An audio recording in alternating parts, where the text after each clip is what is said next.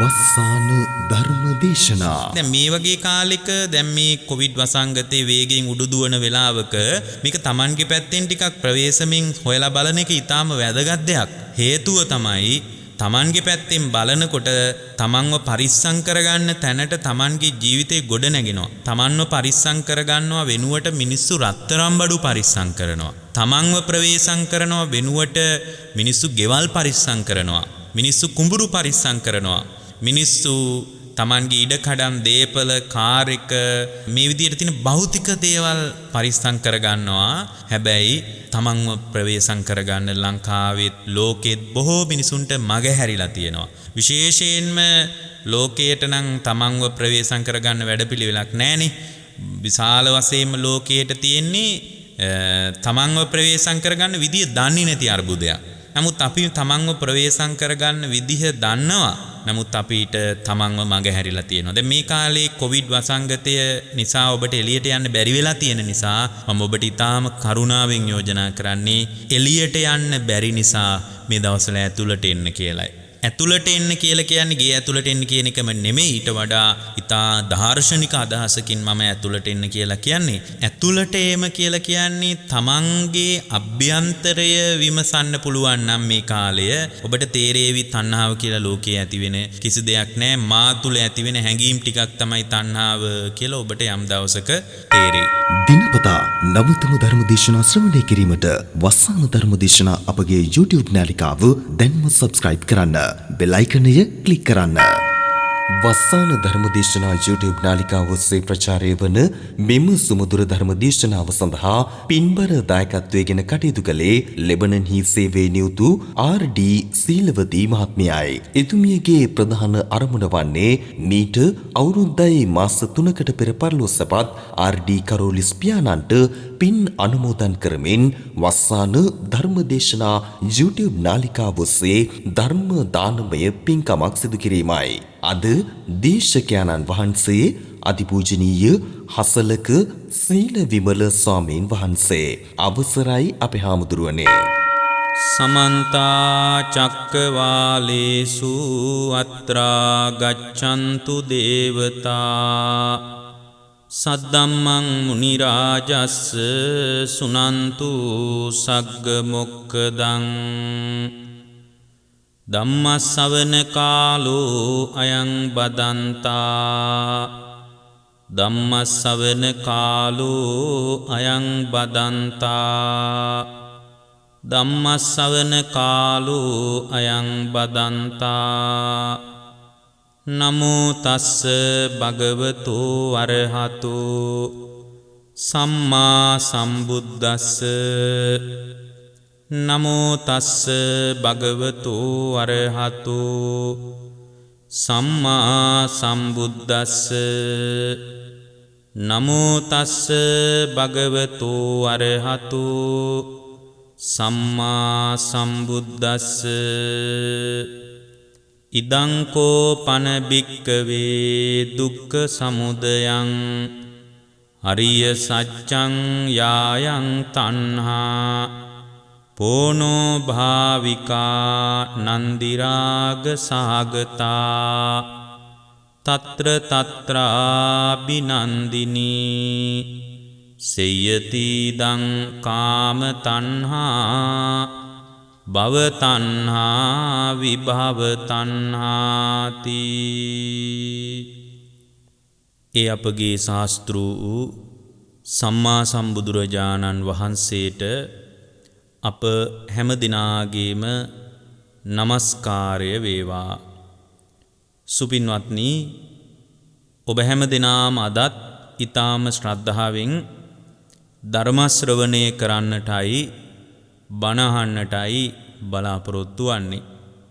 අද මේ උතුම් ධර්ම දේශනාව සඳහා Tamanගේ සදැහැති දායකත්වයෙන් කටයුතු කරන්නේ ලෙබනන්හි සේවයේ නියුතු RD සීලවතී මහත්මිය ඇතුළු පින්වත් පිරිස මේ දේශනාවට දායකත්වයේ දරනවා. ඒ අතන්ගේ ප්‍රධාන අරමුණ මීට වසරකුත් මාස 3කට පෙර පරලෝ සැපත් වුණ RD කරෝලිස් පියතුමාටත් පවුලේ නමින් මිය ගිය ඥාතීන්ටත් අනුමෝදනා කිරීමට බලාපොරොත්තු වෙනවා. ලෙබනන්හි සේවය කරන ආර්.ඩී. සීලවතී මහත්මියගේ දේශනාමය අරමුණු සිහි කරලා අපි ධර්ම දේශනාව අවසානයේ පුණ්‍යානුමෝදනා කරන්න බලාපොරොත්තු වෙනවා. දැන් ධර්ම ශ්‍රවණය කරන්නට කාලය. පින්වත්නි, බුදුරජාණන් වහන්සේගේ බුද්ධ වචනය ගලපා ගන්න ශ්‍රාවකෙක් තමන්ගේ ජීවිතය තුළ ඒ ධර්මය ක්‍රමානුකූලව රෝපණය කරගන්න ඕන. ඒ ධර්මය රෝපණය කරගන්න ශ්‍රාවකෙක් පුළුවන් තරම් බැඳීම්වල ස්වභාවය තේරුම් ගන්න ඕන. ඒ බැඳීම්වල ස්වභාවය තේරුම් ගත්තොත් තමයි මිදීම පිණිස අදහසක් ගන්න පුළුවන් වෙන්නේ. බැඳීම් ඇති කරගත්ත තරමටයි පින්වත්නි රිදුම් ඇති වෙන්නේ. බැඳෙන්නේ යම් ප්‍රමාණයකටද රිදුම්වල ධාරිතාවයත් එපමණයි. මේ බැඳීම කියලා කියන්නේ සාමාන්‍ය ලෝකයේ හිතන්නේ ඊටා සුන්දර දෙයක් විදියට. නමුත් ලෝකයේ ඇත්තටම මිරිඟුවක් විදියට අපට පේන්නේ ඇත්තම කතාව නෙමෙයිනේ. මිරිඟුවක් වගේනේ. ළඟට ගිහින් බැලුවාම මිරිඟුවේ ස්වභාවයත් සත්‍ය වශයෙන්ම පවතින දෙයක් නැහැනේ. අන්න ඒ වගේ පින්වත්නි, බැඳීම වුණත් ප්‍රවේශමින් විසුරුවලා බලනකොට තේරෙනවා අපි හිතන විදිහේ සත්‍ය වශයෙන් පවතින දෙයක් බැඳීම තුල හොයාගන්න අමාරුයි කියලා. සාමාන්‍ය ලෝකයේ මිනිස්සු හිතන්නේ බැඳෙන ප්‍රමාණයට තමයි සතුට තියෙන්නේ කියලා. ඇත්තටම පින්වත්නි, බැඳුන ප්‍රමාණයට සතුට නැහැ. බුදුරජාණන් වහන්සේ මතක් කරනවා බැඳීම කියලා කියන්නේ මිදීමට විශාල සම්බාධකයක් විදියට. බුදුරජාණන් වහන්සේ වදාරන්නේ අනුපයෝ විමුක්තෝ කියලා. නොබැඳුනොත් තමයි නිදහස් වෙන්නේ. බැඳුනොත් නිදහස් නෑ, නොබැඳුනොත් තමයි නිදහස් වෙන්නේ කියන ධර්ම කොටාසේ පිළිබඳ ඔය උපය සූත්‍රය වගේ දේශනාවලදී දීර්ඝ වශයෙන් පැහැදිලි වෙලා තියෙනවා. බුදුරජාණන් වහන්සේ වැඩ ඉන්න කාලෙත් එහෙමයි ගොඩක් දෙනෙක් කල්පනා කළේ. ප්‍රියමනාප දේවල් නිසා ලෝකේ සැපමුණ ගැහෙනවා කියලයි ලෝකේ මිනිස්සු කල්පනා කළේ. ඇත්තම කතාව තමයි ප්‍රියමනාප දේවල් නිසා සැපේට වඩා තමාව දුකලුහු බඳිනවා කියන කතාව. තමන්ගේ පසුපස්සෙන් දුකලුහු බඳිනවා කියන කතාව සාමාන්‍ය කෙනෙකුට තේරෙන්නේ එකට බොහොම හොඳ ප්‍රඥාවක් තියෙන්න ඕන. ප්‍රඥාවන්තයෙකුට තමයි බැඳීමේ ස්වභාවයත් මිදීමේ ස්වභාවයත් තේරුම් ගන්න පුළුවන් වෙන්නේ. එක්තරා වීදියක බුදුරජාණන් වහන්සේ වඩිනකොට උන්වහන්සේට අභිමුඛ වෙනවා එක්තරා මිනිස්සෙක්. ඒ පුද්ගලයා ඊටා බරපතල චිත්ත පීඩාවකින් පසුතැවීමෙන් වේදනාකාරී යම් අත්දැකීමකට මුහුණ දීලා එන බව බුදුරජාණන් වහන්සේ දැනගත්තා. ඔහුගේ වේදනාව වෙන මොකක්වත් නෙමෙයි, ඔහුගේ දරුවාගේ මිය යාමේ දුක. බුදුරජාණන් වහන්සේ විමසුවා මේ බ්‍රාහ්මණය මොකද මේ අඬාගෙන ඉන්නේ, මොකක් හරි ප්‍රශ්නයක්ද කියලා විමසුවා. ඒ වෙලාවේ මේ පුද්ගලයා කියනවා බලන්න ස්වාමීනි මට වෙච්ච දේ, මගේ දරුවා මිය ගියානේ කියලා කිව්වා. ඒ වෙලාවේ බුදුරජාණන් වහන්සේ ඔහුට කියනවා ඔව් ඉතින් ප්‍රියමනාප දේවල් නිසානේ දුක හටගන්නේ කියලා. ප්‍රියමනාප දේවල් නිසානේ දුක හටගන්නේ කියනකොට මේ මිනිස්සු අඬන එක නැවැත්තුවා. අඬන එක නවත්තලා නලල ටිකක් රැඳි ගන්නවලා කිව්වා ඔබ වහන්සේ මහා අමුතු කතාවක් නේ කියන්නේ. ඔබ වහන්සේ කියනවා ප්‍රියමනාප දේවල් නිසා දුක හට ගන්නවා කියලා. ඔබ වහන්සේ කියන කතාව මට පිළිගන්න බෑ. දැන් මේ අඬ ආපු මිනිස්සයා කියන කතාව බලන්න. ප්‍රියමනාප දේවල් නිසා කොහෙද දුක හටගන්නේ? ප්‍රියමනාප දේවල් නිසා සැපේනේ හටගන්නේ. ආපු ගමන අමතක වෙලා නැවතත් මේ මිනිස්සයා හැරිලා යන්න ගියා. මේ ශ්‍රමණ ගෞතමයන් වහන්සේ වෙන විකාර කතාවක් කියවනවා. මේ ශ්‍රමණ ගෞතමයන් වහන්සේ කියනවා ප්‍රියමනාප දේවල් නිසා දුක හට ගන්නවලු. ඒතර ප්‍රියමනාප දේවල් නිසා ලෝකෙ කොහෙද දුක හටගන්නේ? ප්‍රියමනාප දේවල් නිසා සැපේනේ හටගන්නේ. මේ ශ්‍රමණ ගෞතමයන් වහන්සේ මට මේ කියන කතාන්දර මොකුත් තේරෙන්නේ නැහැ. උන්වහන්සේ කියන කතාව ප්‍රියමනාප දේවල් නිසා හටගන්න කාරණයක් නෙමෙයි. උන්වහන්සේ මොකක් හෝ කාරණයක් අනිත් පැත්තට වරදවා අල්ලගෙන තියනවා කියලා මේ පාරේ හම්බ වෙන අයට ওই කතාව කී ගියා. සූදුවට ඇබ්බැහි වෙච්ච මිනිස්සු කණ්ඩායම් විදියට එකතු වෙන තැනක් තිබුණා. අපේ වචන වලින් කිව්වොත් බූරු පොලක් කියලා අපි කියමු. සූදු පොලක් කියලා අපි කියමු. එහෙම කිව්වහම තමයි ලංකාවේ මිනිසුන්ට ඒක තේරෙන්නේ. ඒතකොට ඒ වගේ තැනකට ගිහින් මේ මිනිස්සයා එක තැනක වාඩි වුණා. වාඩි වෙලා අතන හිටිය පිරිසට කියනවා මේ බුදුරජාණන් වහන්සේ හරි කතාවක් කිව්වා. ප්‍රියමනාප දේවල් නිසා දුක හට ගන්නවලු. ප්‍රියමනාප දේවල් නිසා කොහෙද දුක හටගන්නේ? හැබැයි මම උන්වහන්සේට මගේ ස්ථාවරේ නම් මං කියලා ආවේ. ඔබ වහන්සේ හරියට දන්නේ නැතුවයි ඔය කතාව කියන්නේ. ප්‍රියමනාප දේවල් නිසා දුක හටගන්නේ නැහැ. ප්‍රියමනාප දේවල් නිසා සැපේනේ හටගන්නේ කියලා මං හොද්දට ශ්‍රමණ ගෞතමයන්ටත් කියලා දීලා යාවේ කියලා කිව්වා. එතකොට අර සූදු කෙලිමින් හිටපු මිනිස්සු හැමෝම කිව්වා ඔයා කියපු කතාව ඇත්ත. ප්‍රියමනාප දේවල් නිසා දුක හටගන්නේ. ප්‍රියමනාප දේවල් නිසා සැපේ හටගන්නේ. ඔය ශ්‍රමණවරු කියන ඒවා අපි එච්චර ගණන් ගන්න ඕන නෑ. මොකද මෙතන හිටිය අයගේ ජීවිතවලත් ලොකුවට වැඩිච්ච ධර්මයක් තිබුණේ නෑ. පිරිහිච්ච මිනිසු ටිකක් නේ. ඉතින් මේ කතාව කොසල් රජුරවන්ටත් ගියා. මේක බොහොම දිග කතාවක්. කොසල් රජුරෝ ළඟට මේ කාරණේ ගියාට පස්සේ කොසල් රජුරෝ මේ කාරණය දැනගෙන දැන් කොසල් රජුරවන්ටත් පින්වත්නි හරි හැටියට ප්‍රඥාවක් තිබුණ කෙනෙක් නෙමෙයි. සංයුක්ත නිකායේ කෝසල සංයුක්තය කියලා වෙනම කොටසක් දේශනා කළා. නමුත් සෝතාපන්නවත් වෙන්න බැරි වුණා මේ මිනිසයාට. ඒ රජුරෝ සෝතාපන්නවත් උනේ නැහැ. රජ්ජුරුවොත් අල්ලගත්තේ අනිත් පැත්තෙන්. බුදුරජාණන් වහන්සේ උන්වහන්සේට නොගැලපෙන කතාවක් කියලා තියෙනවා. මේ ලෝකේ ඕන මිනිහෙකුට තේරෙනවා ප්‍රියමනාප දේවල් නිසා දුක හටගන්නේ නැහැ කියලා. හැබැයි බුදුරජාණන් වහන්සේ ප්‍රියමනාප දේවල් නිසා දුක හටගන්නවා කියලා තියෙනවා. ඒක මොනතරම් වැරදි කතාවක්ද කියලා රජ්ජුරුවන්ගේ ප්‍රඥාවේ හැටියට රජ්ජුරුව තේරුම් ගත්තා. දැන් මල්ලිකා බිසව ආවහම මල්ලිකා බිසවටත් කියලා තිනවා මල්ලිකා හරි කතාවක් කියලා තියෙනවනේ බුදුරජාණන් වහන්සේ. උන්වහන්සේ දේශනා කරලා තියෙනවා ප්‍රියමනාප දේවල් නිසා දුක හට ගන්නවා කියලා. මල්ලිකා කොහෙද ප්‍රියමනාප දේවල් නිසා දුක හටගන්නේ? ප්‍රියමනාප දේවල් නිසා සැපේනේ හටගන්නේ කියලා කිව්වා. එහෙම කියනකොට මල්ලිකා දේවිය මල්ලිකා බිසව බොහොම ශ්‍රද්ධාවන්ත ප්‍රඥාවන්ත කාන්තාවක්. ඇය ඒ වෙලාවේ කියනවා බුදුරජාණන් වහන්සේ යමක් කිව්වනම් ඒක එහෙමම තමයි. ඒක ආයෙ වෙනස් කරන්න දෙයක් නැහැ. බුදුරජාණන් වහන්සේ කියපු කතාවට අතරමැදින් කරුණු එකතු කරන්න මම කවුද? බුදුරජාණන් වහන්සේ ප්‍රියමනාප දේවල් නිසා දුක හට ගන්නවා කිව්වනම් ඒක එහෙමම තමයි කියලා කිව්වා. එතකොට මේ රජුරෝ මල්ලිකා දේවියටත් ටිකක් දෝෂාරෝපණය කරලා තියෙනවා. නුඹට බුදුරජාණන් වහන්සේ කිව්වොත් ඕන දෙයක් පිළිගන්නවා. නමුත් මේ ලෝකේ ඇත්ත කතාව පේන්නේ නැහැ. ප්‍රියමනාප දේවල් නිසා සැපේ හට ගන්නවා කියලා නුඹට තේරෙන්නේ නැහැ.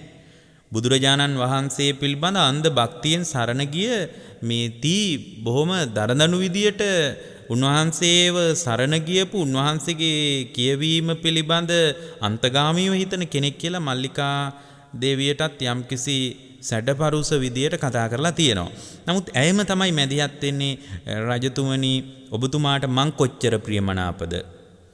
ඔබතුමාට මම මිය ගියොත් එහෙම කොහොමද දරා ගන්න පුළුවන්ද? දුකක් දැනෙයිද? අපොයි දුකයි කිව්වා. ඒ වගේම රජතුමනි ඔබතුමා මේ දරුවන්ට කොච්චර ප්‍රියමනාපයිද? දරුවෝ මිය ගියොත් ඔබතුමාට කොහොමද ඒක දැනෙන්නේ? අපොයි මට දුක දරා ගන්න අමාරුයි කිව්වා. ඔබතුමා මේ රාජ්‍යයට කොයිතරම් ප්‍රියයිද? මේ රාජ්‍ය ඔබතුමාට අහිමි වුණොත් ඒක ඔබතුමාට කොයි විදියට සංවේදී වෙයිද? ඒක මට දරා ගන්න අමාරුයි කිව්වා. මේ විදියට කියලා මල්ලිකා දේවිය හේතු සහිතව පැහැදිලි කරනවා. ඉතින් රජතුමනි ප්‍රියමනාප දේවල් නිසා දුකමනේ හටගන්නේ කියලා. ඉතින් මේ විදියට ලෝකයේ දිහා බලන විදිහට අපට පේන්නේ එහෙම එකක් නැහැ කියලා. නමුත් ඇත්තටම බැලූ බැල්මට පේන කතාවට වඩා ගැඹුරින් විමසනකොට ගැඹුරින් විශ්ලේෂණය කරනකොට වෙනත් කොට්ටාසයක් පේන්න පටන් ගන්නවා.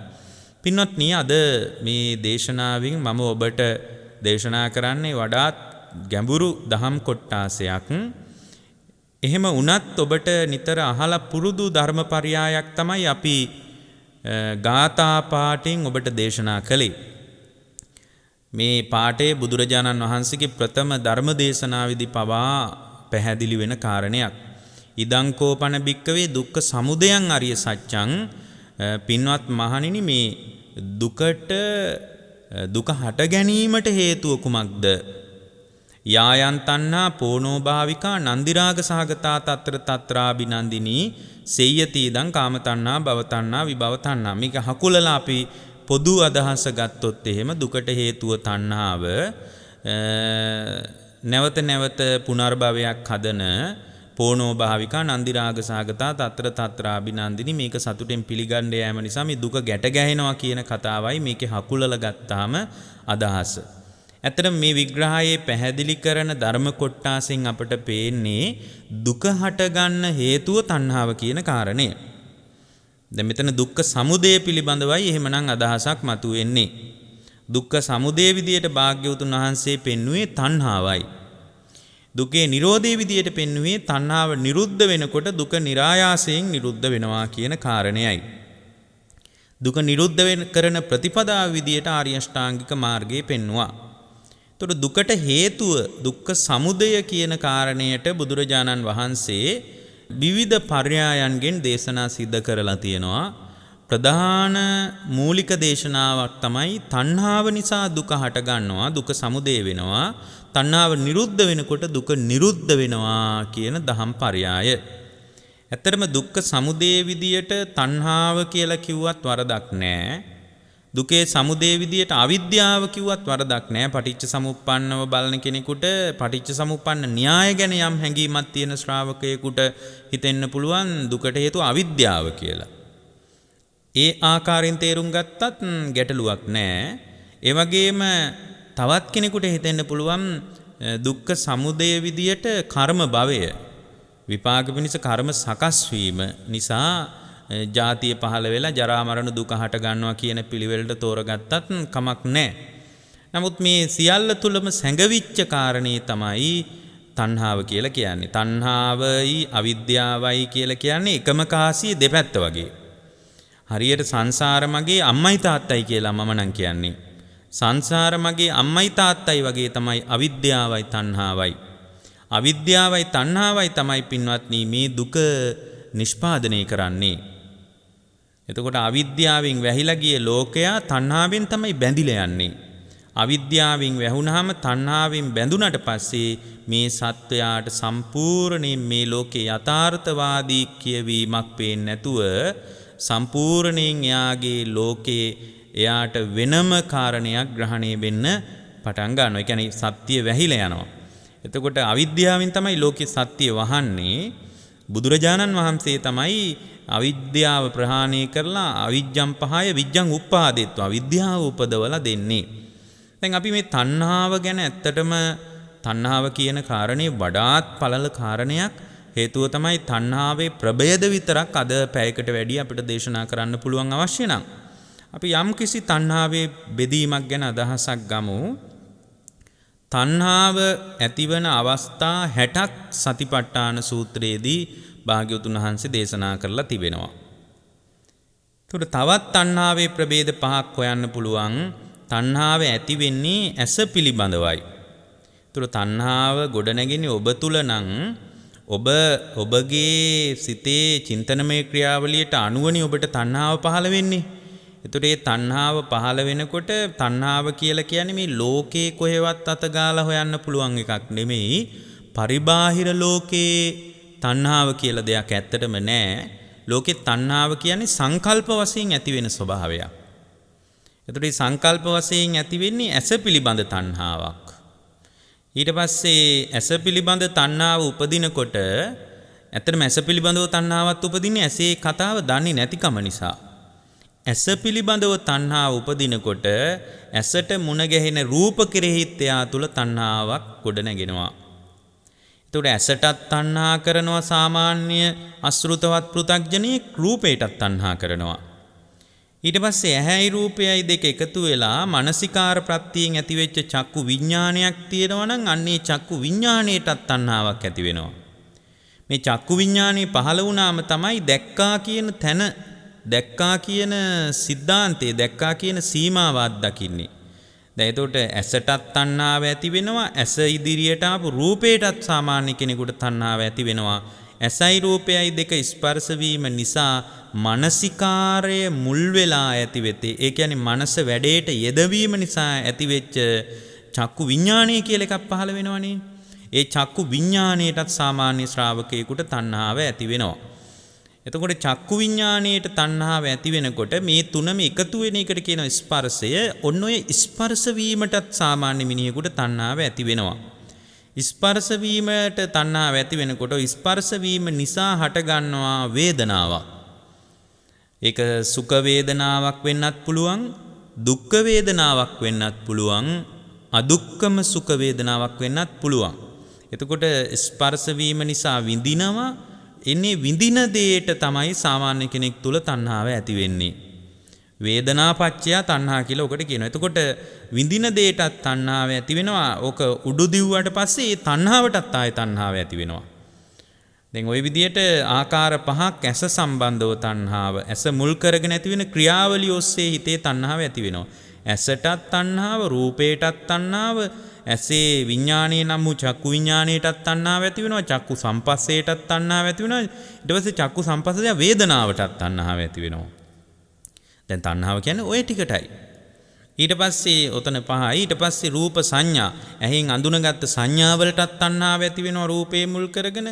රූප සංචේතන, ඇහෙන් දැක්ක දේ නිසා හිතේ ඇති වෙනවනේ සිතුවිලි ටිකක්, චිත්තචෛතසික ධර්ම ටිකක්. ඒවට අපි සංකාර කියලාත් කියනවා. රූප සංචේතනාවලටත් තණ්හා ඇති වෙනවා. රූප විතක්කවලටත්, රූප විචාරවලටත්, රූප තණ්හාවටත් තණ්හා කරනවා. මෙන්න මේ විදියට 10 ආකාරයක තණ්හාවක් තියෙනවා. මේ විදියට 10 බැගින් ඇසටත්, කනටත්, නාසයටත්, දිවටත්, කයටත්, මනසටත් කියන ආයතන 6ටම මේ 10 ආකාරයෙන් ඇතිවෙන තණ්හාව ආකාර 60ක් විදියට සතිපට්ඨාන සූත්‍ර දේශනාව ගවේෂණය කරන ශ්‍රාවකයෙකුට හොයාගන්න පුළුවන්. එහෙමනම් තණ්හාව කියලා කියන්නේ ඔබේ ලෝකයේ තුල ඇතිවෙන ක්‍රියාවලියක් මිසක් කවුරුවත් හදපු එකක් නෙමෙයි. දැන් බලන්න මේක උච්චර පැහැදිලිද කියලා.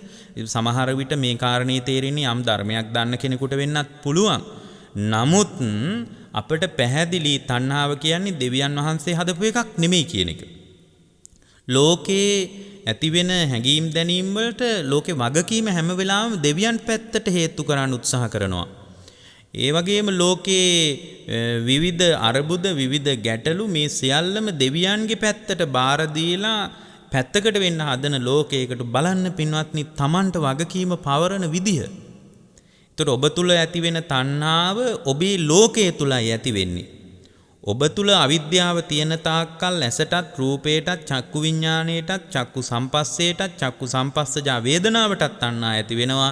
ඊට පස්සේ රූප සංඥාවලටත්, රූප සංචේතනාවලටත්, රූප විතක්කවලටත්, රූප විචාරවලටත්, රූප තණ්හාවටත් තණ්හාව ඇති වෙනවා. මෙන්න මේ විදිහට 10 ආකාරයකින් බෙදන්නත් පුළුවන්. ඒ වගේම තව විදියකින් බුදුරජාණන් වහන්සේ ඔය චක්ක සූත්‍රය වගේ දේශනාවල මතක් කරනවා තණ්හාකාය වේදිතබ්බා. පින්වත් මහණෙනි, තණ්හාකාය 6ක් දැනගන්න ඕන. මොනවද තණ්හාකාය 6? ඔය චක්ක සූත්‍රයේ තියෙන 6 කොටස් 6ක් ගැනනේ. රූප තණ්හා, ශබ්ද තණ්හා, ගන්ධ තණ්හා, රස තණ්හා, පොට්ටබ්බ තණ්හා, ධම්ම තණ්හා කියලා රූප වලට ඇති වෙන තණ්හාව, ශබ්ද වලට ඇති වෙන තණ්හාව, ගඳ සුවඳට ඇති වෙන තණ්හාව, ඊට පස්සේ පින්වත්නි කයේ පහසට ඇති වෙන තණ්හාව, අරමුණු වලට ඇති වෙන තණ්හාව, මේ ටික තමයි තණ්හාව. ඊට වඩා කියන්න බලන්න මොනවට හරි තණ්හාව ඔබ තුල ඇති වෙනවද කියලා. දැන් මේ කියවීම ඔබේ ජීවිතයට ගලපලා බලන්න ඕන. මේක ලෝකයේ මිනිසුන්ට ගලපලා වැඩක් නැහැ. ඔබේ ජීවිතයටයි දැන් මේ කාරණේ ගලප ගන්න ඕන. වැදගත්ම දේ තමයි දැන් මේ වගේ කාලෙක දැන් මේ කොවිඩ් වසංගතේ වේගයෙන් උඩු දුවන වෙලාවක මේක Tamanගේ පැත්තෙන් ටිකක් පරිස්සමින් ප්‍රවේශමින් හොයලා බලන එක ඊටාම වැදගත් දෙයක්. හේතුව තමයි Tamanගේ පැත්තෙන් බලනකොට Tamanව පරිස්සම් කරගන්න තැනට Tamanගේ ජීවිතේ ගොඩ නැගෙනවා. තමන්ව පරිස්සම් කරගන්නවා වෙනුවට මිනිස්සු රත්තරන් බඩු පරිස්සම් කරනවා. තමන්ව ප්‍රවේශම් කරනවා වෙනුවට මිනිස්සු ගෙවල් පරිස්සම් කරනවා. මිනිස්සු කුඹුරු පරිස්සම් කරනවා. මිනිස්සු තමන්ගේ ඉඩකඩම් දේපල කාර් එක මේ විදිහට තියෙන භෞතික දේවල් පරිස්සම් කරගන්නවා. හැබැයි තමන්ව ප්‍රවේශම් කරගන්න ලංකාවේ ලෝකෙත් බොහෝ මිනිසුන්ට මග හැරිලා තියෙනවා. විශේෂයෙන්ම ලෝකයට නම් තමන්ව ප්‍රවේශම් කරගන්න වැඩපිළිවෙලක් නැහනේ. විශාල වශයෙන්ම ලෝකයට තියෙන්නේ තමන්ව ප්‍රවේශම් කරගන්න විදිය දන්නේ නැති අර්බුදයක්. නමුත් අපි තමන්ව ප්‍රවේශම් කරගන්න විදිහ දන්නවා. නමුත් අපිට තමන්ව මඟ හැරිලා තියෙනවා. දැන් මේ කාලේ කොවිඩ් වසංගතය නිසා ඔබට එළියට යන්න බැරි වෙලා තියෙන නිසා මම ඔබට ඊටාම කරුණාවෙන් යෝජනා කරන්නේ එළියට යන්න බැරි නිසා මේ දවස්වල ඇතුළට එන්න කියලායි. ඇතුළට එන්න කියලා කියන්නේ ගේ ඇතුළට එන්න කියන එකම නෙමෙයි. ඊට වඩා ඊටා දාර්ශනික අදහසකින් මම ඇතුළට එන්න කියලා කියන්නේ. ඇතුළට එනවා කියලා කියන්නේ ඇතුළට එම කියලා කියන්නේ තමන්ගේ අභ්‍යන්තරය විමසන්න පුළුවන් නම් මේ කාලය ඔබට තේරේවි තණ්හාව කියලා ලෝකයේ ඇති වෙන කිසි දෙයක් නැහැ. මා තුල ඇති වෙන හැඟීම් ටිකක් තමයි තණ්හාව කියලා ඔබට යම් දවසක තේරෙයි. එතකොට චක්ක සූත්‍රයේ තණ්හාවේ ආකාර 6ක් පැහැදිලි කරනවා. එතකොට රූප තණ්හා, ශබ්ද තණ්හා, ගන්ධ තණ්හා, රස තණ්හා, පොට්ටබ්බ තණ්හා, ධම්ම තණ්හා කියලා ආකාර 6ක්. එතකොට රූප තණ්හාවම තවත් බෙදන්න පුළුවන්. මේක කොච්චර දුරට තේරෙයිද මන් දන්නේ නැහැ. හැබැයි මෙය ශ්‍රවණය කරන ශ්‍රාවකයෙකුට මේ පිළිබඳ ගැඹුරින් විමසන ශ්‍රාවකයෙකුට මෙය ඊටා ගැඹුරු අදහසක්, ඊටා වටිනා ධර්ම පරයයක් වෙයි කියලා මම විශ්වාස කරනවා. ඊට පස්සේ පින්වත්නි මේ රූප තණ්හාව ගත්තොත් ඒ රූප තණ්හාව තවත් තුන් ආකාරයකට වැඩි වෙනවා. ඒ රූප තණ්හාවම කාම තණ්හා, භව තණ්හා, විභව තණ්හා වශයෙන්. එතකොට රූපය මුල් කරගෙන කාම තණ්හා විඳින්න තියෙන ආසාව, රූපය නැවත නැවත භවයත් එක්ක රූපේ අත්දකින්න තියෙන ආසාව භව තණ්හාව, නැවත පින්වත්නි අර ඔය මරණින් පස්සේ උපතක් නැතයි පිළිගත් උච්ඡේදවාදීන් වගේ අයගේ කියවීම තුල තියෙන විභව තණ්හාව. එතකොට නැවත නූපද වීම පිණිස පවතින ආසාව. ඒ කියන්නේ රූපේ නැවත නොපැවතීම පිණිස තණ්හා මිශ්‍ර වෙච්ච ආසාවක් තියෙන්න පුළුවන්. හැබැයි ඒක ඊට වඩා සංකීර්ණ ගැඹුරු අර්ථයක් තියෙන එකක්. නමුත් අපි කෙටියෙන් දැන් මේ වෙලාවේ තේරුම් ගමු. රූපේ මුල් කරගෙන තවත් තණ්හාව තුන් ආකාරයක් තියෙනවා. කාම තණ්හා, භව තණ්හා, විභව තණ්හා වශයෙන්. එතකොට මේ විග්‍රහයට අනුව දැන් අපි විභව තණ්හාව ගැනත් යම් අදහසක් ඔබට කිව්වනේ. මරණින් මතු භවයක් නැහැ. පුළුවන් තරම් මෙහි ඉඳුරන් පිනවමින් රූප දකිමින් වඩා සතුටින් ඉන්න ඕන වගේ අදහසක් සාමාන්‍ය කෙනෙකුට එන්න පුළුවන්. ওই විභව තණ්හාවේ මූලික ලක්ෂණ ඒ ස්වභාවය. එතකොට විභව තණ්හාව කියන්නේ මරණින් පස්සේ ආයේ භවයක් නැහැ, ආයේ රූපයේ පැවැත්මක් නැහැ. මේ රූපයෙන් හොද්දට කන්න ඕන, මේ රූපයෙන් හොද්දට නඩත්තු කර ගන්න ඕන, මේ රූපයෙන් හොද්දට විඳින්න ඕන කියලා පුළුවන් තරම් ඉඳුරන් සතුටු කරන, ඉඳුරන් පිනවන ගතියකට හිත යනවා. එතකොට රූපයේ මුල් කරගෙන ශබ්දේ මුල් කරගෙනත් එහෙමයි. ශබ්දේ මුල් කරගෙන කාම තණ්හා, භව තණ්හා, විභව තණ්හා වශයෙන්. ආයේ නැවත උපතක් කරා යන්නේ. හොඳට අහන්න ඕන, අහන්න තියෙන දේවල් ණය වෙවි හරි අහන්න ඕන, පුළුවන් තරම් රමණය කරන්න ඕන, විඳින්න ඕන, සතුටු වෙන්න ඕන වගේ අදහසක් සාමාන්‍ය ශ්‍රාවකයෙකුට එන්න පුළුවන්.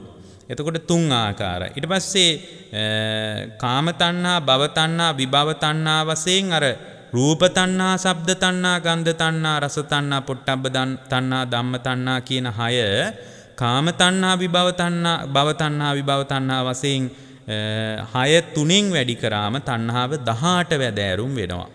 තණ්හාව පිළිබඳ බෙදීම විතරක් අද මේ දේශනාව පුරාවටම අවශ්‍ය නම් කියන්න පුළුවන්. නමුත් ඊට වඩා ප්‍රවේශම් වෙන්න ඕන අපි. මේකේ ඊටාම වැදගත් එක්තරා දහම් කොටාසයක් තියෙනවා. ඒක ඔබට වඩාත් සංවේදී වුණොත් මේ කියන කතාව මොනතරම් තම තමන්ගේ ජීවිතයට වටිනවද කියලා තමන්ටම යම් වෙලාවක තේරෙන්නත් පුළුවන්.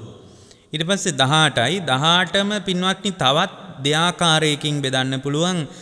සාමිස තණ්හා, නිරාමිස තණ්හා කියලා. එතකොට 18 දෙකෙන් වැඩි කරාම 36යි. ඒ 36ම පින්වත්නි තවත් බෙදන්න පුළුවන් අතීත අනාගත වර්තමාන කියලා. 3න් වැඩි කරාම 36 108යි. මෙන්න මේ විදිහට 108 ආකාරයකින් තණ්හාව බෙදන්නත් පුළුවන් ඕන නම්. කොහොම වුණත් බුදුරජාණන් වහන්සේ මතක් කරනවා තංකෝ පනිදන් දුක්ඛ නිරෝධං පහතබ්බං. පින්වත් මහණෙනි තණ්හාව ප්‍රහාණය කළ යුතුයි කියන අදහසයි ඒ තුල තියෙන්නේ. ඇත්තටම මේ තණ්හාව කියලා කියන්නේ බාහිර රූපවලට ඇතිවෙන එකක්, බාහිර ශබ්දවලට ඇතිවෙන එකක්, බාහිර ගඳ සුවඳට ඇතිවෙන එකක්. මේ විදිහට අපි අර මූලික ස්වභාවයේ ආකාර 6ක් කිව්වට මේක හොඳට ගැඹුරින් විමසනකොට පින්වත්නි මේ තුල ගැඹුරු දාර්ශනික අර්ථයක් මතු කරගන්න ශ්‍රාවකෙක් ඊට වඩා පළල් අර්ථයෙන් ඒක දැනගන්න ඕන පින්වත්නි. ඒතර ඒක වඩා පළල් අර්ථයෙන් දැනගන්න ශ්‍රාවකෙක් දැනගන්නවා තණ්හාව කියලා කියන්නේ දැන් මේක දැනගන්නේ ප්‍රඥාවන්තයෙක්. මේක සාමාන්‍ය කෙනෙකුටත් ඔය ගණන් ටික මතක තියාගන්න පුළුවන් නේ. නමුත් ප්‍රඥාවන්ත කෙනෙක් ඔය ගණන් ටික දැනගත්තට මදි. බුද්ධ දේශනාව කියන්නේ ඥානතෝ අහම් භික්කවේ පස්සතෝ ආසවාණං කයං වදාමි කියලා.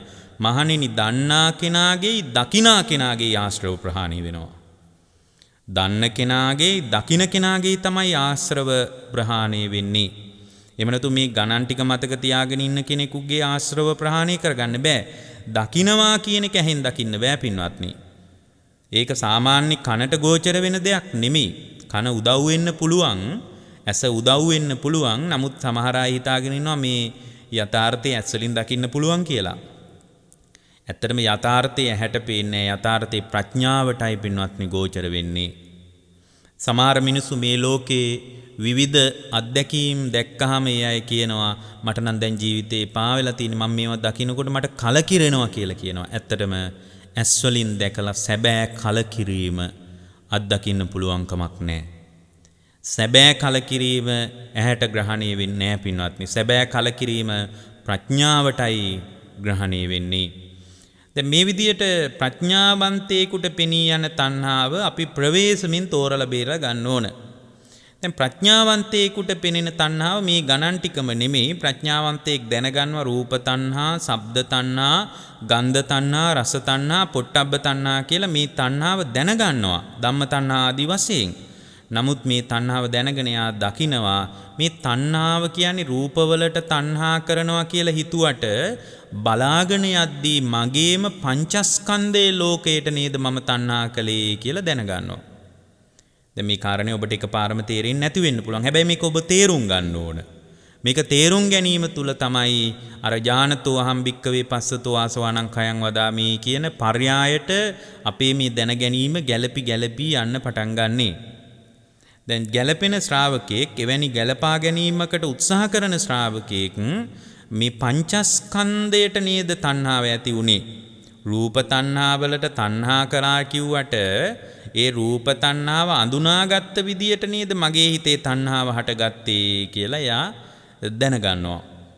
දැන් සමහර වෙලාවට යම් අත්දැකීමක් මුල් කරගෙන මේ තණ්හාව පංචස්කන්ධ ලෝකයේම තමයි තණ්හාව කියලා අපට ප්‍රකටව දැනෙන වෙලාවලුත් තියෙනවා. නමුත් ඒක ප්‍රඥාවෙන් විමසන්නේ නැති නිසා අපිට මේ කාරණේ යට ගිහින් තියෙන්නේ.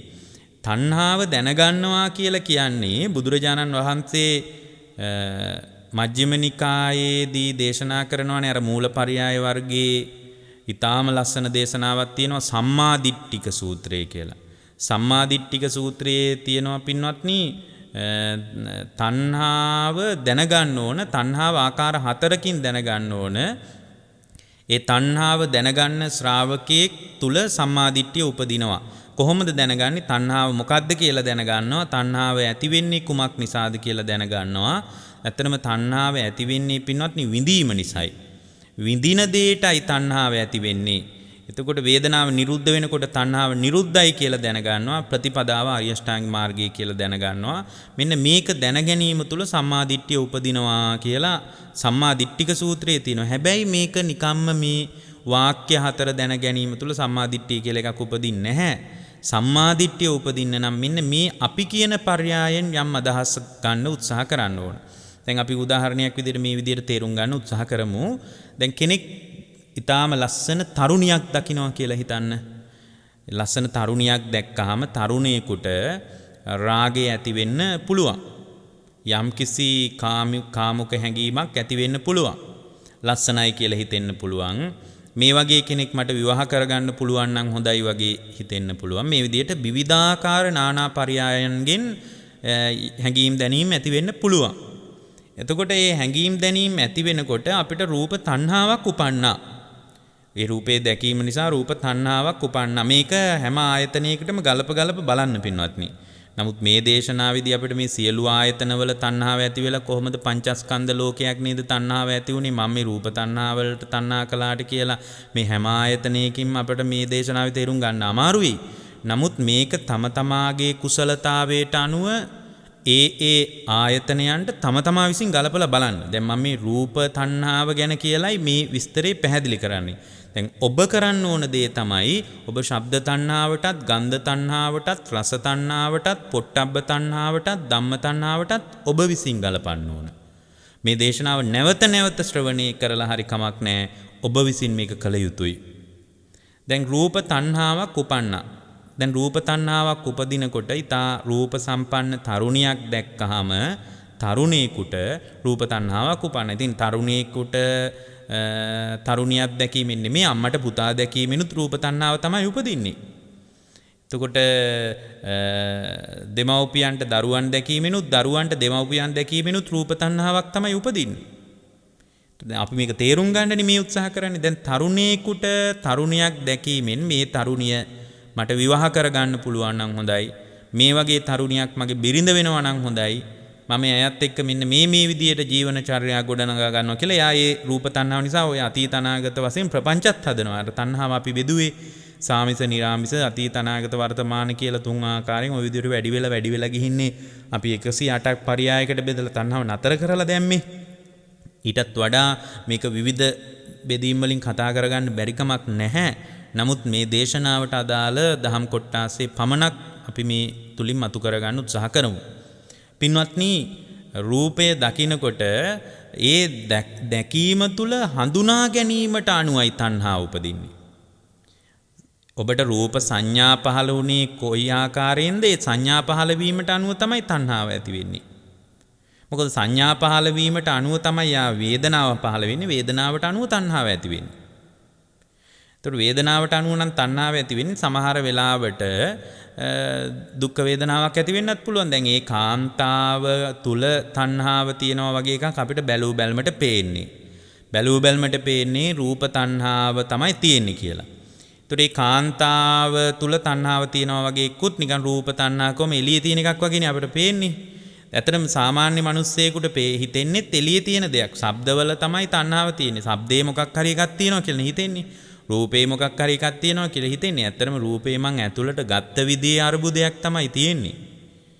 දැන් මේ කාන්තාව දකින්නකොට ඔබට යම් රාගයක් උපදින්න පුළුවන්. එතකොට මේ රාගය උපන්නේ රූප තණ්හාවක් ඔබ තුල උපන්නේ ඔබ ඒක ඇතුළට ගත්ත විදිහ අනුවයි.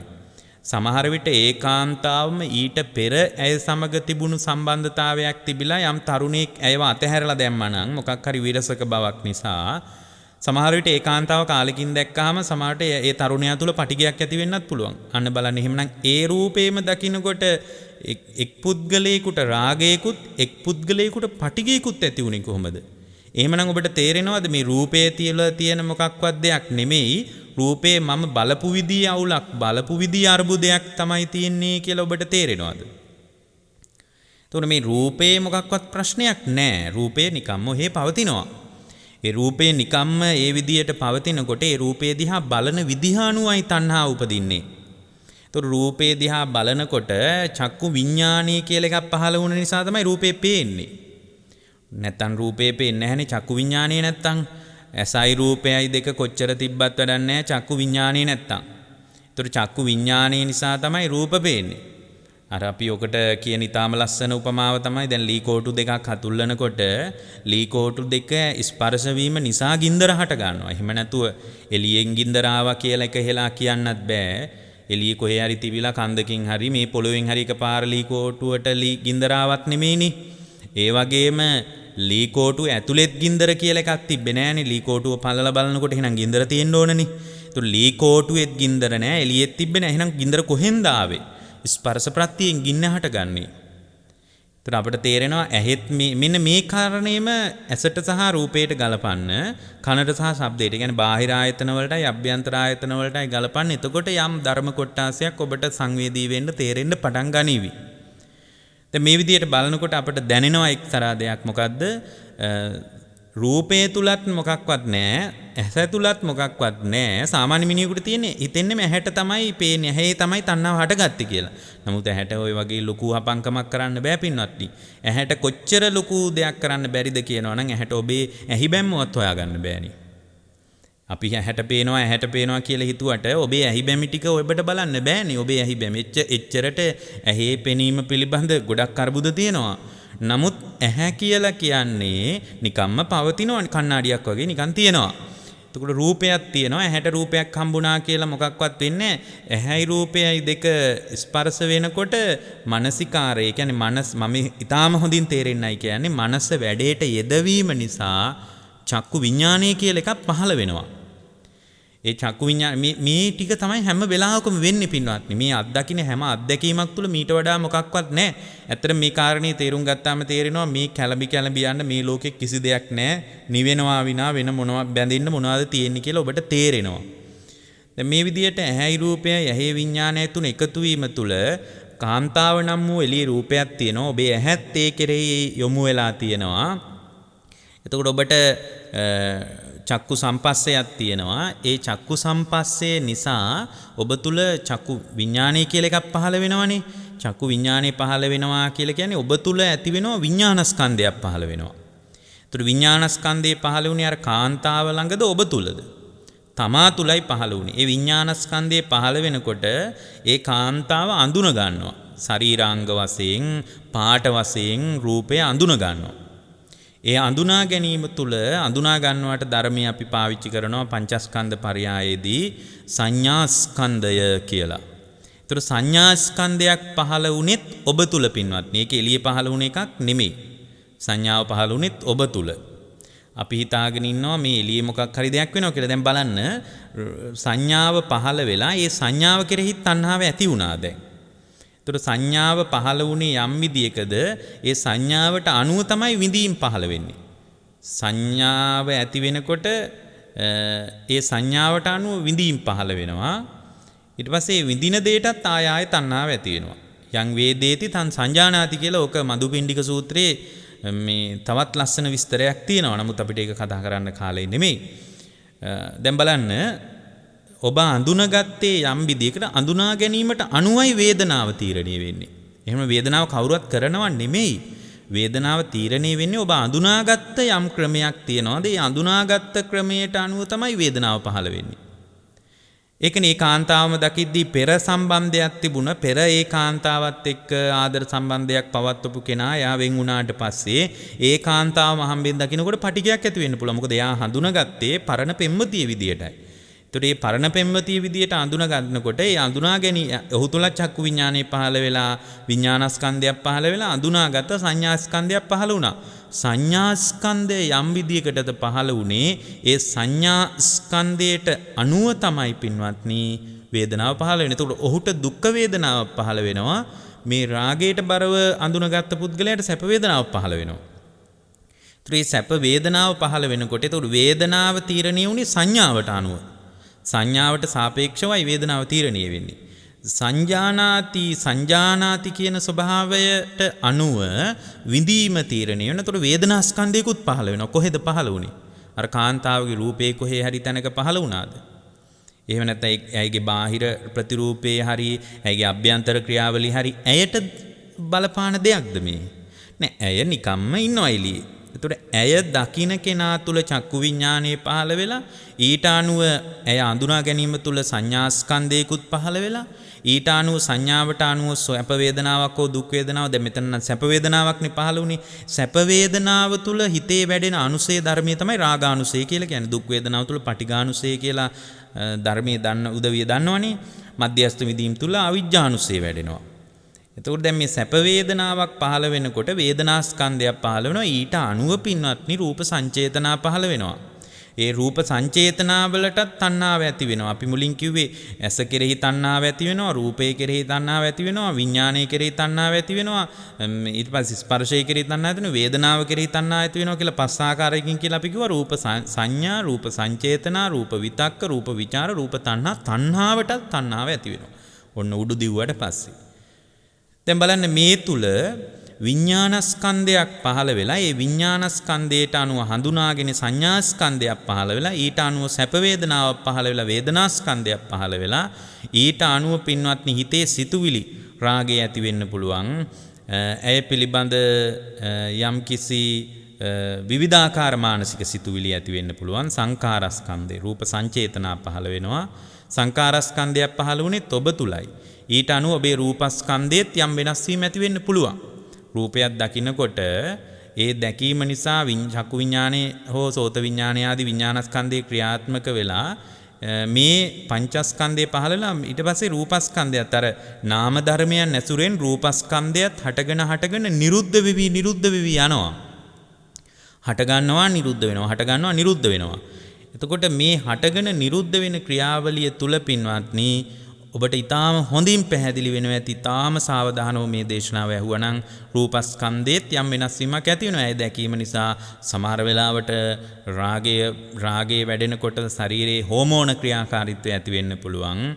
ඊට පස්සේ රුධිර සංසරණ වේගය ඇති වෙන්න පුළුවන්. සමහර විට එවැනි කාන්තාවක් ළඟ ඉන්නවා නම් දාඩිය දාන්නත් පුළුවන්. විටක හෘද ස්පන්දන වේගය වැඩි වෙන්න පුළුවන්. මේ විදිහට රූපස්කන්ධයේත් වෙනස් වීම ඇති වෙනවා. පින්වත්නි දැන් බලාන යනකොට රූපය කෙරෙහි ඇති වෙන රූප තණ්හාවක් ගැන කතා කළාට බලාගෙන යද්දී තණ්හාව කියන්නේ Tamanගේම පංචස්කන්ධය කෙරෙහි ඇති වෙන දෙයක්. හරිම ලස්සනයි. මෙතනයි තේරුම් ගන්න බුද්ධ ශ්‍රාවකයා. මොකද්ද? මම මේ රූප තණ්හා, ශබ්ද තණ්හා, ගන්ධ තණ්හා, රස තණ්හා ආදී වශයෙන් බාහිර ලෝකේ තණ්හාවක් තියෙනවා කියලා හිතුවට දැන් තණ්හාව ඇති වෙන්නේ කොහොමද? දැන් මේ කාරණා නිසා මගේම පංචස්කන්ධ ධර්මයක් තමයි පහළ වෙලා තියෙන්නේ. අනේ පංචස්කන්ධයට තමයි මගේ තණ්හාව ඇති උනේ කියලා එයා දැන් වෙනත් විදියකට දකිනවා. මේක තමයි ආයතන 6 තුලින්ම වෙන්නේ. අපි හිතමුකෝ දිව කියලා තවත් තේරුම් ගන්න උත්සාහ කරමුකෝ. සමහරවිට මේක නොතේරෙන ශ්‍රාවකයෙක් ඉන්න පුළුවන්නේ. දැන් චොකලට් කන්න කැමති කෙනෙක් ඉන්නවා. දැන් චොකලට් එකේ තමයි රහ තියෙන්නේ කියලා සාමාන්‍ය මිනිහෙක් හිතනවා.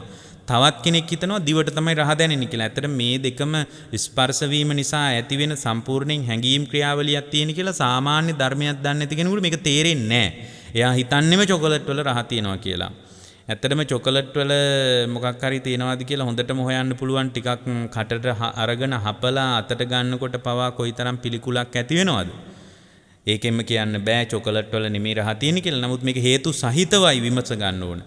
චොකලට් එකේ රහ තියෙනවා කියලා කෙනෙක් හිතනවා. නමුත් පින්වත්නි මෙතන ඇති වෙන්නේ Tamanගේම පංචස්කන්ධය කෙරෙහි තණ්හාව. නැතුව චොකලට් වලට තණ්හාවක් නෙමෙයි බලාගෙන යද්දී. ඒක මේ වගේ. දැන් චොකලට් කන්න කැමති කෙනෙක් චොකලට් කනකොට එයා තුල ජීවහා විඥානයක් පහළ වෙනවා. දිවේ විඥානය. මොකද දිවේ විඥානේ නැත්තම් රස දැනෙන්නේ නැහැ. මලමිනියක දිව එළියට ඇදලා එහෙමනම් දෙහි මිරිකන්නකෝ අම්බිලම්පි විජානාති ඇඹුල් රස අඳුන ගන්නවද කියලා බලන්න. අම්බිලම්පි විජානාති කාරිකම්පි විජානාති කරරහ අඳුන ගැනීම අකාරිකම්පි විජානාති මේ විදියට ජීවහා විඥානයේට ආවේනික ලක්ෂණ ටිකක් තියෙනවා. එතකොට මේ ජීවහා විඥානයේ පහළ වුණ නැත්නම් රස දැනෙන්නේ නැහැ. ඒකයි සමහර විට වෙන මානසික කල්පනාවක ඉන්න වෙලාවට කෑම කාගෙන ගියාට නිකන් පිදුරු කෑවා වගේ කිසි රහක් දැනෙලා නැහැ. කියන්නේ යා වෙන කල්පනාවක ඉඳලා තියෙන. ඒ කියන්නේ ජීවහා විඥාණයෙන් අඳුන ගැනීමක් සිද්ධ වෙලා නැහැ. යා මනෝ විඥාණයෙන් එක්ක ඉඳලා තියෙන්නේ. එක්ක ටීවී එක දිහා බලාන ඉඳලා තියෙන්නේ. එක්ක චක්කු විඥාණයෙන්. එක්ක මොකක් හරි අහගෙන ඉඳලා තියෙන්නේ. සෝත විඥාණයෙන්. නමුත් බත් ටිකක් කාගෙන ගිහින් ජීවහා විඥාණය පහළ වෙලා නැහැ. ඒ වගේ සිද්ධ වෙන්නත් පුළුවන්. හැබැයි මේ විඥානය කියන එක අපි වෙනම තෝරගන්න ඕන එකක්. විඥානයේ ක්‍රියාකාරීත්වය ඒක බරපතල මායාවක්. ඒක විඥානයේ ක්‍රියාවලිය කොයිතරම් මායාවක්ද කියලා අපිට අල්ලන්නත් බෑ. මොකද බුදුරජාණන් වහන්සේම වදාරන්නේ හතරමං හන්දියක මැජික් පෙන්නන විද්‍යාකාරයෙක් කියලා. ඉච්චරට හොයන්න බෑ. සාමාන්‍ය මැජික් පෙන්නන ඉස්සරහට විතරයිනේ. නමුත් විඥානයේ ක්‍රියාවලිය හතරමං හන්දියක පෙන්නනවා වගේ හතර පැත්තෙන්ම බලනවා හොයන්න බෑ. මොකද ඉච්චරට ඇතිවීම නැතිවීමේ වේගය වැඩි. පින්වත්නි දැන් මේ විදියට තේරුම් ගන්න ශ්‍රාවකයෙකුට ඊටාම වැදගත් කොටාසයක් තමයි අපි මේ කියන්නේ. දැන් චොකලට් එකෙත් නෙමෙයි නම් රහ තියෙන්නේ, දිවෙත් නෙමෙයි නම් මේ දෙකම උදව් වෙලා තියෙනවා. ජීවහා විඥානයේ පහළ වෙනවා. ඔන්න විඥානස්කන්ධයක් පහළ වෙනවා. ඊට අනුව හඳුන ගන්නවා රස වශයෙන් සංඥාස්කන්ධයකුත් පහළ වෙනවා. ඒ හඳුනගත්ත රසවලට අනුව තමයි වේදනාව. කලින් කාපු චොකලට් එකට සාපේක්ෂව මේකේ රස හඳුනා ගැනීමේ පරිමාව අඩුයි නම් සමහර විට දුක් වේදනාවක් ඇති වෙන්නත් පුළුවන්. සමහර වෙලාවට ඊටාම රසයි නම් සැප වේදනාවක් ඇති වෙන්න පුළුවන්. ඒතර වේදනා ස්කන්ධයකුත් පහළ වෙනවා. ඊට අනුව පින්වත්නි හිතේ සිතුවිලි ටිකකුත් පහළ වෙනවා. චොකලට් එක කනකොට සිතුවිලි පහළ වෙනවනේ. මේ චොකලට් එක හවල් කඩෙන් ගත්තා නම් හොඳයි. මේ හවල් කඩේ මීට වඩා රස දේවල් තියෙනවා. මේ විදිහට ගොඩාක් සිතුවිලි පහළ වෙන්න පුළුවන්. ඒවට කියන්නේ චිත්තචෛතසික ධර්ම සංකාර කියලා. සංකාරස්කන්ධයකුත් චොකලට් එකේද පහළ වුණේ. Taman තුලයි පහළ වුණේ. ඊට අනුව රූපස්කන්ධයේත් උදේවැය ක්‍රියාවලියක් සිද්ධ වෙනවා. මේ විදිහට බලද්දි පින්වත්නි චොකලට් එකට ආසා කරාට තණ්හා කළාට බලාන යද්දි මගේම පංචස්කන්ධ ධර්මයකටයි තණ්හා කරලා තියෙන්නේ. මේක යම් තාක් දුරට හරි තේරුම් ගන්න හොඳ ප්‍රඥාවක් තියෙන්නම ඕන. තණ්හාව කියන්නේ හිත තුල ඇති වෙන දෙයක්. එහෙම නැතුව දැකපු රූපය තුල පණවන්න පුළුවන් දෙයක් නෙමෙයි කියලා යා දැනගන්නවා පින්වත්නි. මේ විදියට දැනගන්නකොට බාහිර රූප අරමුණු නොවි රූපාරම්මන වීමට සිතුවිලි පහළ විය යුතු විදිහ ගැන යාට සම්පූර්ණ හැඟීමක් එනවා. එයා දැනගන්නවා රූපේ මුල් කරගෙන මගේම පංචස්කන්ධ හුදු නාම ධර්ම ටිකක් පහළ වෙනවා විනා ඊට වඩා වෙන මොකක්වත් නැහැ කියලා එයා දැනගන්නවා පින්වත්නි. මෙන්න මේ දැන ගැනීම තුල දැක ගැනීම තුල එයාගේ හිත ශූන්‍යත්වයටපත් වෙනවා. මේ බාහිර ලෝකේ කිසිවක් නැහැ. බාහිර ලෝකේ තණ්හාව තියනවා කියලා අපි හිතුවට මගේම පංචස්කන්ධයයි මට උපාදානය වෙලා තියෙන්නේ කියලා එයාට දැනෙන්න පටන් ගන්නවා. මෙන්න මේ දැනීම තුල තමයි තමන්ගේ කය තමන්ගේ හිතට නොදැනී යන ස්වභාවයක් අත්දකින්න පුළුවන්. එතකොට තණ්හාවේ ක්ෂේෂ මාත්‍රයක් නැතුව නිරුද්ධ වෙලා යනවා. ඒ තණ්හාවේ ක්ෂේෂ මාත්‍රයක් නැතුව නිරුද්ධ වෙලා යනකොට ඒ හිත සම්පූර්ණයෙන්ම තණ්හාවෙන් නිදහස් වෙනවා. මෙන්න මේ කාරණයයි පින්වත්නි දුක්ඛ සමුදය විදිහටත් තණ්හාව නිරුද්ධ වීම දුකේ නිරුද්ධ වීම විදියටත් භාග්‍යවතුන් වහන්සේ පැහැදිලි කරේ. තරම තණ්හාව ගැන දේශනා කිරීමට දේශනා ගණනාවක උපකාරයක් අවශ්‍යයි. තණ්හාව පිළිබඳ එක්තරා විදර්ශනා කරන යම් දහම් කොටසක් පමණයි අද අපි මේ දේශනාවෙන් ඔබට යෝජනා කළේ. කවදා හෝ මෙවැනි දේශනාවක් ඔබට උදව් වේවි. සමහර විට අද ඔබට මේ දේශනාව පිළිබඳ යම්කිසි අවබෝධයක් ඇති වෙන්නත් පුළුවන්. සමහර විට මේ පිළිබඳ අදහසක් ඇති නොවෙන්නත් පුළුවන්. සමහර විට මේ කාරණය පිළිබඳ निराවුල් භාවයේ පිළිබඳව ඔබට අරුබුද තියෙන්න පුළුවන්. හැබැයි නැවත නැවත මේ දේශනාවට සවන් යොමු කරන්න. එතකොට ඔබට යම් තාක් දුරට හරි තේරෙවි. හැබැයි කවදා හරි ඔබට මේ ධර්ම කොටාසේ තේරුම් ගන්න වෙනවා. එවැනි තේරුම් ගැනීමකින් තොරව අකුප්පා චේතෝ විමුක්තිය නිවීම කියලා ස්වභාවයක් ආසවක්කය ඥාණය කියලා ස්වභාවයක් අත්දකින්නවා කියනවා නම් මේ පරයය තේරුම් ගන්න නැතුව ඒක වෙන්න බැරි දෙයක්. ඒක බුද්ධ දේශනාව කියන්නේ නේතං ඨානං විජ්ජති. ඒක කවදාවත් වෙන්න බැරි දෙයක්. එහෙමනම් මෙවැනි දහම් පරයයකින්මයි බුද්ධ ශ්‍රාවකයාට නිවන ස්පර්ශ කරන්න තියෙන්නේ. මේක එකම පරයය කියලා මම කියන්නේ නැහැ. මේකට নানা පරයයන් තියෙන්න පුළුවන්.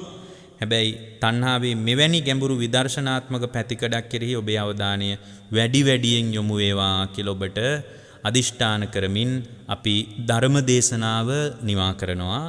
පින්වත්නි, අද ධර්ම දේශනාවේ සදැහැති දායකත්වයෙන් කටයුතු කරන්නේ ලෙබනන්හි සේවයේ නියුතු ආර්.ඩී. සීලවතී මහත්මිය. එතුමිය බලාපොරොත්තු වෙන ප්‍රධාන අරමුණ වෙන්නේ මේ දේශනාමය කුසලානිසංසයන් අනුමෝදන් කරන්න බලාපොරොත්තු වෙනවා. මීට වසරකුත් මාස 3කට පෙර මිය පරලෝකීය ආර්.ඩී. කරෝලිස් පියතුමාට අනුමෝදනා කිරීමත්, එවැගේම වසර 15කට පෙර පරලෝ සැපත් වුණ ආර්.ඩී. ලලිතා මෑණියන්ටත් වසර 3කට පෙර පරලෝ සැපත් වුණ ආර්.ඩී. ජේමිස් පියතුමාටත් පින් අනුමෝදන් කිරීම, ඒ වගේම එතුමියගේ නමින් සීලවතී මහත්මියගේ නමින් මිය පරලෝකීය සියලු ඥාතීන්ගේ භවගාමී සසර සුවපත් වේවා. හැම දිනාටම ජාති ආදී දුක් වලින් නිදහස්ව ලබන උතුම් නිවීම පිණිස සාංශාරික සුවපත් භාවයේ පිණිස කරෝලිස් පියතුමන් ප්‍රධාන ඥාතිවරු හැම දිනාටම මේ උතුම් ධර්ම දානමේ කුසලය හේතු වේවා වාසනාව වේවා කියලා අපි අදිෂ්ඨාන කරනවා. ඒ වගේම දායකත්වයේ දරන ආර්.ඩී. සීලවතී මහත්මියගේ නමින් මියගිය සියලු ඥාති මිත්‍රාදීන්ටත් වර්තමානයේ පවතින මේ කොවිඩ් වසංගත තත්ත්වයේ ඉතාම ඉක්මනින් පහව ගොස් සාමාන්‍ය තත්ත්වයට ජන ජීවිතේ පවත්වාගෙන ගැනීම පිණිස මේ දේශනාමේ කුසල් උපකාර වේවා කියන අදිෂ්ඨානයත් කොරෝනා වෛරස් තත්ත්වයෙන් පීඩාවට පත්ව මියගිය සියලු ඥාතිවරුන්ට ලක්වාසී ලෝකවාසී සියලු දෙනාට මේ පින් අනුමෝදන් වේවා කියන බලවත් අදිෂ්ඨානයත් ඒ වගේම වර්තමානයේ කොවිඩ් වසංගතයේ තුලින් රෝගී තත්ත්වයන්ට පත්වී සිටින සියලු දෙනාට නිදුක් නිරෝගී සුව දීර්ඝායුෂ සම්පන්නිය පිණිසත් මේ දේශනාමේ කුසල් හේතු වේවා වාසනාව වේවා. හැම දිනාගේම භවගාමී සසර සුවපත් වේවා. මේ ගෞතම බුදු සසුනේදී නිවන් පිණිසම අද දේශනාවේ දායකත්වයේ දරන ආර්.ඩී. සීලවතී මහත්මිය ප්‍රදාන හැම දිනාටම මේ කුසල් උපකාර වේවා හේතු වාසනා වේවා කියලා අපි සිහි කරනවා. සියලු දෙවියන්ටද මේ පින් අනුමෝදන් වේවා. සතරවරන් රජදරුවන් සක්දෙවිඳුන් ප්‍රදාන සියලු පරිවාර දිව්‍ය සේනාවට බ්‍රහ්ම රාජ මණ්ඩලවලට මේ පින හේතු වේවා. සියලු දෙවියෝ මේ පින් ආවර්ජනය කරමින් මානසිකාරය කරමින් සතුටු වෙත්වා. විශේෂයෙන් ආර්.ඩී. සීලවතී මහත්මිය ප්‍රදාන හැම දිනාටම දෙවියෝ නොපෙනෙන බලවේගයක් හැටියට ආශිර්වාද කරත්වා. දෙවියන්ටත් උතුම් නිවන් පිණසම මේ දේශනාමේ කුසල් හේතු වාසනා වේවා කියන අදිෂ්ඨානය සහිතව අපි දේශනාව නිමා කරනවා. ඔබ හැම දිනාටම උතුම් ධර්මාවබෝධ වේවා. තෙරුවන් සරණයි. ඔබ ඒ ශ්‍රවණය කළේ මීට අවුරුද්දයි මාස 3කට පෙර පරලෝසපත් ආර්.ඩී. කරෝලිස් පියාණන්ට පින් අනුමෝදන් කරමින් වස්සාන ධර්මදේශනා YouTube නාලිකාව ඔස්සේ සිදු කළ ධර්ම දානමය පින්කමයි. ඒ වෙනුවෙන් පින්බර දායකත්වයෙන් කටයුතු කළේ ලිබනන්හි සේවය නියුතු ආර්.ඩී. සීලවතී මහත්මියයි. එතුමියට සිදු කරගත්තා වූ ධර්ම දානමය කුසලයේ අනුභවයේ බලයෙන් නිදුක් නිරෝගී චිරජීවනයේ උදා වේවායි සාදු සිතින් ප්‍රාර්ථනා කරමු. අද දේශකයන්න් වහන්සේ වන හසලක සීල විමල ස්වාමීන් වහන්සේටත් ප්‍රාර්ථනීය බෝධියකින් නිවන් අවබෝධයේ පිණසම නිම ධර්ම දානමේ කුසලය හේතු වාසනා වේවා. ධම්මසූ ඔබ සැමට සම්මා සම්බුදු සරණයි. අස්සාන ධර්මදේශනා YouTube නාලිකාව ශ්‍රවණය කරන ඔබට මහා දාන පාරමිතාවකට සහසම්බන්ධ විය හැකියි. ඊතා අසාධ්‍ය තත්ත්වයේ පසුවන වකුගඩු රෝගියෙකුට ඒ වර්ගයේ හෝ ඕ වර්ගයේ වකුගඩුවක් ලබා දීමට කැමති නම් ඔබ වයස අවුරුදු 35 50 අතර නම් දැන්ම කතා කරන්න 071 57 57 13 දුරකථන අංකයට 071 57 57 13 දුරකථන අංකයට. ඔබත් වස්සාන ධර්මදේශනා YouTube නාලිකාව ඔස්සේ දායකත්ව ධර්මදේශනාවක් ප්‍රචාරය කරවා ගැනීමට කැමති නම් දැන්ම කතා කරන්න 071 57 57 13 දුරකථන අංකයට 071 57 57 13 දුරකථන අංකයට WhatsApp Viber ඊමෝ මගින් දැන්ම කතා කර ඔබේ දායකත්ව ධර්මදේශනාව අදම වෙන් කරවා ගන්න. ධම්මසූ ඔබ සැමට සම්මා සම්බුදු සරණයි. දිනපතා නවතම ධර්මදේශනා ශ්‍රවණය කිරීමට වස්සාන ධර්මදේශනා අපගේ YouTube නාලිකාව දැන්ම subscribe කරන්න. බෙල් අයිකනය ක්ලික් කරන්න.